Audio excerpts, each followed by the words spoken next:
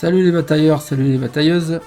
Aujourd'hui je vais vous parler d'une petite partie qu'on a fait ce week-end avec Raphaël, que je remercie pour son accueil, sur la règle Légion d'honneur, nouvelle règle sur le Premier Empire, dont je vous parlerai dans une autre vidéo sur comment je trouve cette règle. Voilà. Pour l'instant cette vidéo va juste se résumer à un compte rendu rapide de la partie qu'on a jouée.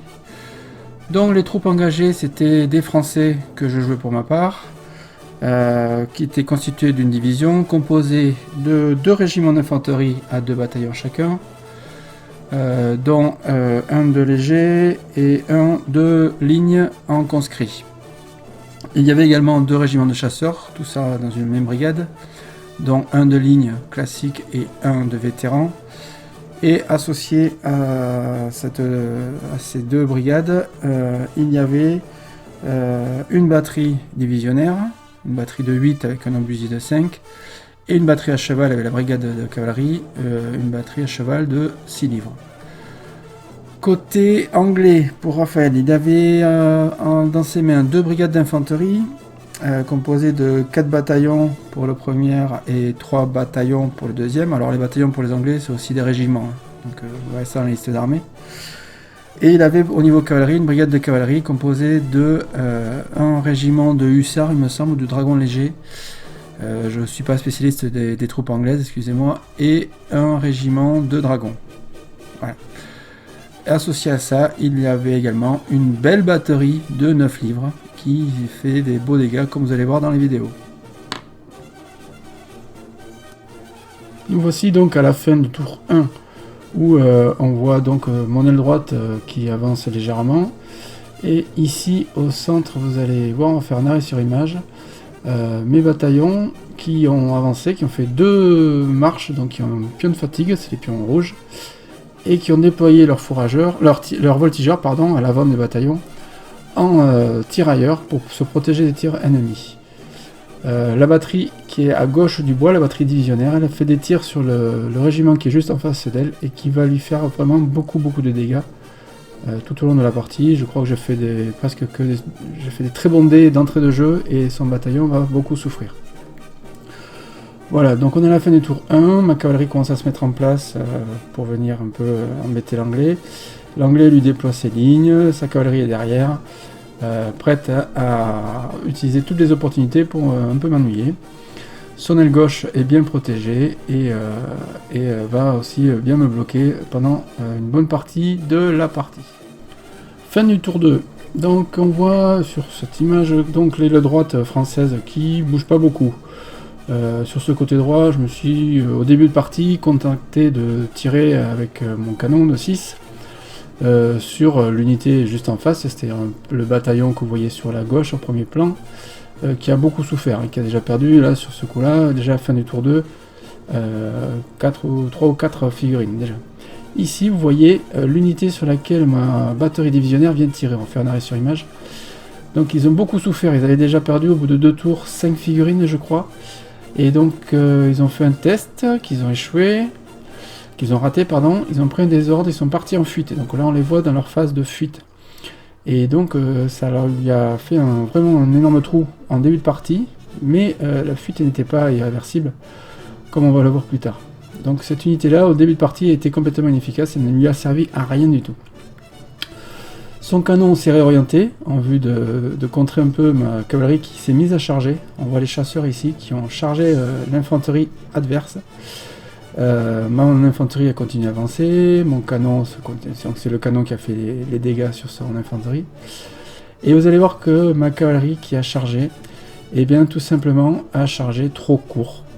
Et il lui a manqué à peu près un pas pour venir au contact tout simplement de cette belle ligne d'infanterie.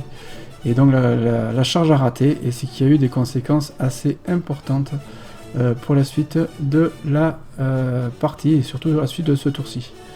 Voilà, le reste est resté affigé pour ce tour-là. Fin du tour 3, donc on voit mon aile droite qui bouge pas beaucoup, une légère roue à gauche pour ma cavalerie qui veut venir menacer son aile gauche. On voit le carré toujours à l'arrière de sa ligne d'infanterie. Son bataillon continue à prendre des pertes, légères, mais quand même des pertes. Le canon continue à tirer, le canon français continue à tirer sur le bataillon anglais. Et plus au centre, les bataillons français conscrits continuent d'avancer. Pendant que ici, vous voyez, mon régiment de chasseurs vétérans, ben lui, est en désordre, parce que je lui ai tout simplement fait faire un repli pour pas subir les tirs adverses. Et le fait d'avoir fait ce repli, 2 replis d'ailleurs, coup sur coup, et bien ça l'a mis en désordre, il va même subir plusieurs désordres, 3 désordres, ce qui fait qu'il va devenir irrécupérable. Donc on a mal interprété la règle, on a tenté de le rallier plusieurs fois, mais en fait il ne fallait pas, il devait continuer à fuir, et donc ce régiment de cavalerie est complètement perdu pour la partie. Pour le fait d'avoir laissé sur la table, ça ne va pas gêner le reste de la partie. Voilà, donc ce régiment de chasseurs, ben, il n'aura servi à pas grand chose, à part menacer son centre. Les bataillons de légers français vétérans, que vous voyez ici sur la gauche, continuent d'avancer, avec les voltigeurs en tir arrière devant. Le bataillon de gauche a pris une perte suite au tir. Et un peu plus au centre, on voit sa cavalerie, ces dragons qui viennent charger. Donc du fait de l'absence des chasseurs, les dragons sont passés. Et ils vont venir charger mon infanterie, mais eux aussi ils vont échouer dans leur charge. À quelques pas, et on se retrouver en désordre. Ça ne va pas le perturber plus que ça, parce qu'il va réussir à rattraper ses désordres. Il ne va pas se replier, lui il va réussir à le rattraper. Vous allez voir dans les tours suivants que ça va être une belle boucherie au niveau du centre de la table de jeu. Voilà, on voit que mon bataillon de droite, lui, a pris 2 pertes au niveau des voltigeurs sur le tir du canon, et ça va avoir une sacrée influence, ça aussi, sur la suite de la bataille. Les lignes arrière anglaises, eh bien, ne bougent pas, elles sont bien figées. Juste sa cavalerie légère qui se réoriente un peu en vue d'exploiter le trou qui va se créer un peu plus à sa gauche. Et ici, on voit bien le bataillon anglais qui a bien souffert. Hein, il a perdu plus de 25% de son effectif et qui est en désordre. Mais il va quand même réussir à être rallié à la suite de la partie. Voilà. L'aile gauche ici qui ne bouge pas beaucoup, qui bougera beaucoup plus dans les tours suivants, comme vous allez voir.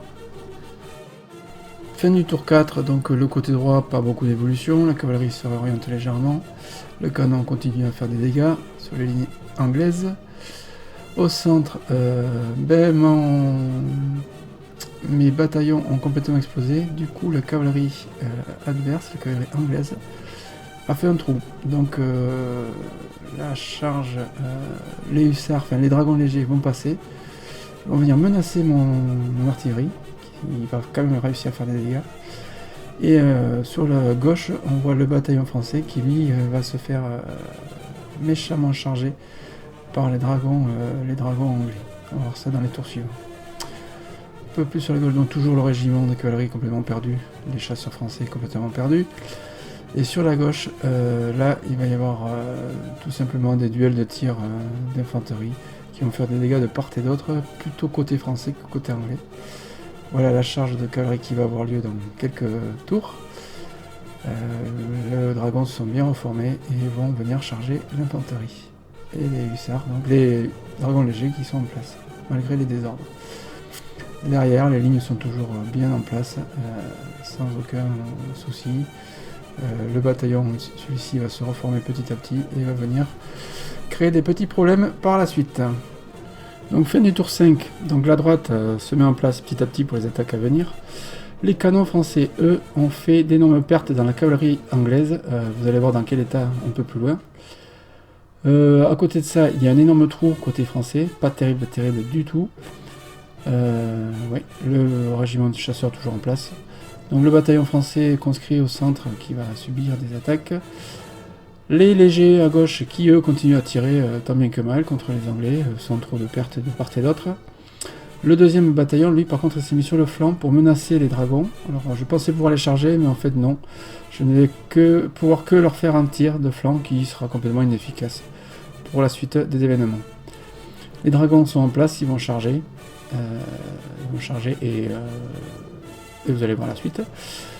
Les dragons légers, eux, sont complètement explosés, ils partent en fuite et la fuite sera irrattrapable.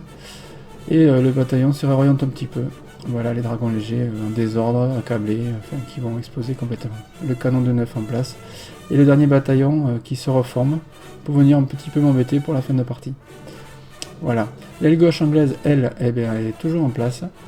De l'autre côté de la rivière.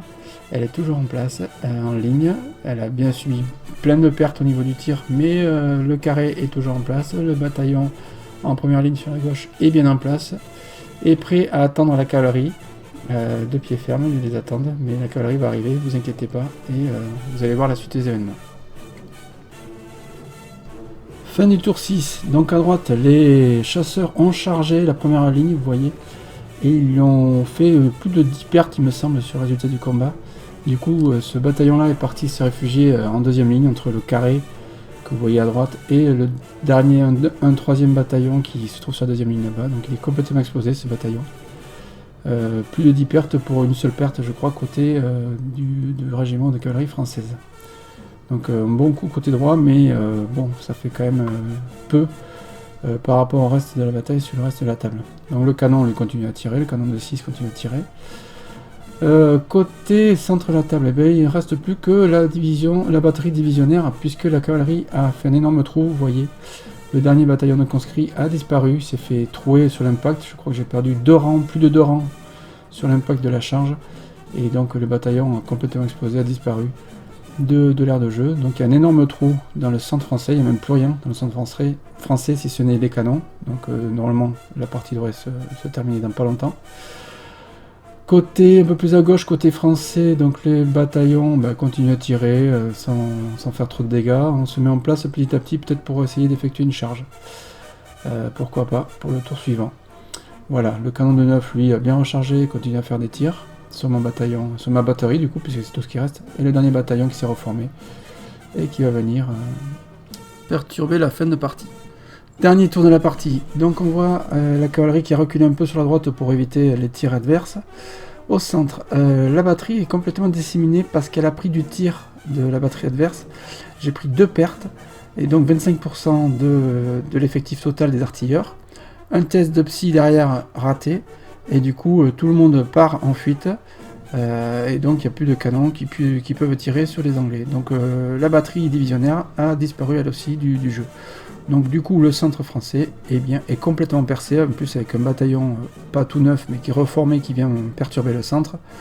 Donc tout ça réuni fait que le centre français, il n'y a plus rien. Un peu plus sur la gauche, donc le premier bataillon de vétérans va faire des tirs sur la cavalerie anglaise sans faire trop de mal. Et ici sur la gauche on voit un bataillon tout seul. Et bien en fait j'ai chargé le dernier bataillon anglais qui était sur la droite anglaise, et je l'ai mis en fuite et je l'ai rattrapé suite à la fuite. J'ai fait un 6 OD, donc je l'ai rattrapé en le poursuivant, et donc je l'ai éliminé. Donc ça c'est la satisfaction en fin de partie, mais ça n'empêche que mon centre est complètement explosé et que en gros on va dire que j'ai perdu la partie, même si l'anglais a eu beaucoup de pertes. En termes de budget, j'ai quasiment la moitié de mon armée qui a disparu. Voilà pour cette partie. Voilà une bien belle partie, très sympa, à peu près en 1300 points de budget il me semble. Un grand merci à Raphaël surtout de m'avoir accueilli chez lui pour faire cette partie avec ses figurines qui sont très belles, soit dit en passant. Moi la partie m'a beaucoup plu, même si ça a été assez long, on a oublié beaucoup de choses, on a raté beaucoup de choses dans la règle, je suis en train de la lire, je viens d'acheter le livre, je suis en train de la lire. Ceci étant, on apprend petit à petit, on apprend beaucoup de choses, on apprend les erreurs à ne pas commettre. On apprend aussi que le combat cavalerie sur infanterie est très meurtrier. Attention aux anciens de l'Empire comme moi qui ne s'attendent pas du tout à ça. On apprend que sur une petite table les canons sont très meurtriers. On apprend que les tirs d'infanterie sont par contre très peu efficaces, je trouve. Mais je parlerai de tout ça dans une autre vidéo, je parlerai de la règle plus en détail, avec ses bons points et ses mauvais points, comme à mon habitude. Ceci étant, partie très agréable, très longue forcément parce qu'on a bien joué 7 ou 8 heures, mais tout simplement parce qu'on ne maîtrise pas encore bien comme il faut la règle. On a passé beaucoup de temps à chercher des points de règle dans le livre, dont je parlerai aussi plus tard. Ceci étant, bien bonne partie. Merci beaucoup encore une fois à Raphaël pour son accueil, pour son état d'esprit, pour son fair play, pour sa patience avec un joueur qui connaît pas la règle du tout. Et merci aussi à sa femme de m'avoir accueilli chez elle. Voilà, je vous retrouve très bientôt pour une prochaine vidéo. A plus.